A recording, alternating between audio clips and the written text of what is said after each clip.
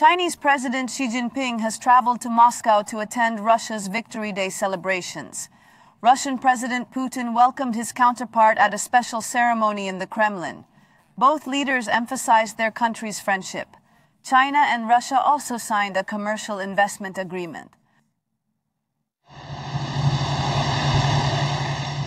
Dozens of state leaders have traveled to Moscow to participate in the celebrations marking the 80th anniversary of the end of the Second World War in Russia. However, the most notable of those leaders was Chinese President Xi Jinping.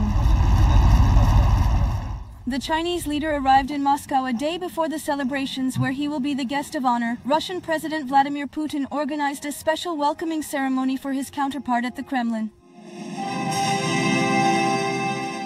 After the meeting, the two met in front of the cameras. Putin called his counterpart a dear friend, while Xi called the Russian leader an old friend. Putin attributed Moscow and Beijing's strategic cooperation to the brotherhood of war that the two countries built during the Second World War.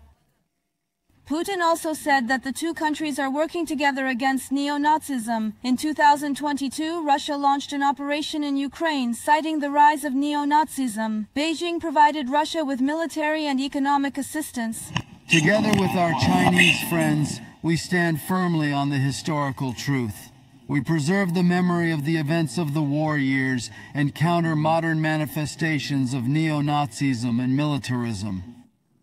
Xi Jinping emphasized the friendship of the two countries as well as the role of Russian Federation in the United Nations Security Council. He said that we will work together with Russia against bullying in the international arena. Against the tide of unilateralism and bullying in the international arena, China will work with Russia to assume and fulfill its special responsibilities as a world power and a permanent member of the United Nations Security Council.